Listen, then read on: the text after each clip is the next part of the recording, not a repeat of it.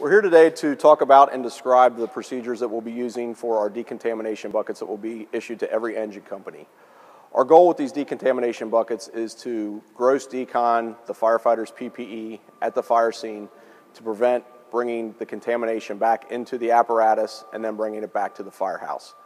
As Joe Gunnewick talked about in the video earlier, we want to talk about wearing our air, washing our gear, and washing ourselves. This is going to be a combination of washing our gear at the scene and getting any of the decontaminants off of our neck, throat, and groin at the scene to help reduce the cancer-causing contaminants. The decontamination bucket that each engine company will be assigned is a 5-gallon bucket that you'll carry with you at all times. In each bucket is a 10-foot section of garden hose, a regular garden spray nozzle, an adapter, either a 2.5 to garden hose or an 1.5 inch to garden hose, which will connect straight to the pump panel, and 2 scrub brushes that you'll use to scrub your gear and your mask, face piece, and bracket off with.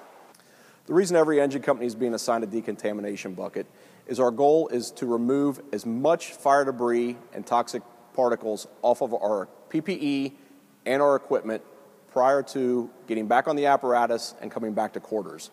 We do not want to track the contamination into the apparatus, which we're in and out of all day long, and back into quarters where we're living. Right now, we're going to give a quick demonstration on the procedure that we're going to use at the fire scene to decontaminate the firefighter.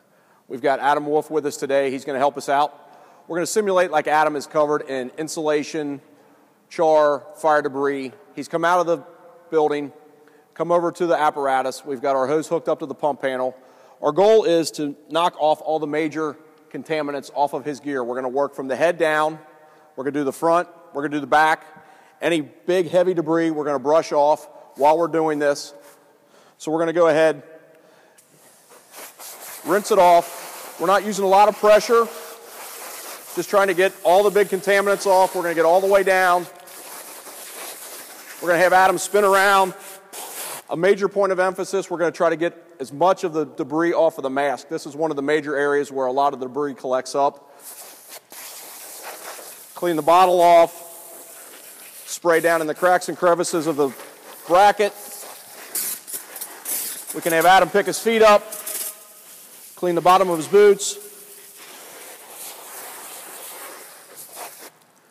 That's our basic decontamination procedure. We're trying to get the majority of the heavy debris off the firefighter before they get back on the apparatus. The biggest area of concern when decontaminating the firefighter is the head, face, neck, and groin area. These are the areas of highest absorption of cancer-causing materials. Right now, when firefighters come out of a fire, one of the first things they usually do is they take their hood off. They're hot, they're sweaty. They take that hood that's covered in contaminants. They wipe their face, head, and neck. When they do this, all they're doing is taking and grinding those contaminants into their skin, into their pores, those most sensitive areas of absorption. In the bucket, we will have packs of oversized wipes that the firefighter can use to wipe off the sensitive areas, the glands, mostly in the neck, around the back, on the face, and if you can get to a place that's private, we want to try to wipe down in our groin area also. We want to try to remove as much of the sweat and contaminants off of our skin as possible at the scene as early as possible.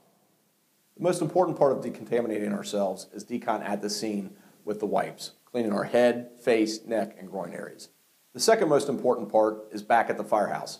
Once we return to quarters, removing all the dirty gear and equipment off the apparatus, getting it cleaned off, and then getting into the shower. We want a nice hot shower, soap and water, open our pores up, and get the contaminants off of ourselves.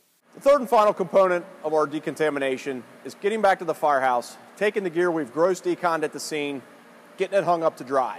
If the gear is extremely dirty, after deconning at the scene, send it into central stores, let them professionally clean it.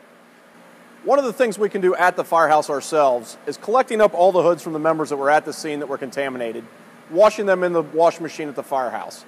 Take your second set of gear, get it on the track, get a clean hood. Everyone's got 2 sets of full gear. Wear your clean hood. We want to try to prevent getting the contaminants from rubbing in on our sensitive areas. Remember, safety is everyone's responsibility. You don't want to get cancer like so many of our members have. If you don't believe me, talk to Joe Gunnewick. Wear your air, wash your gear, wash yourself. Thank you.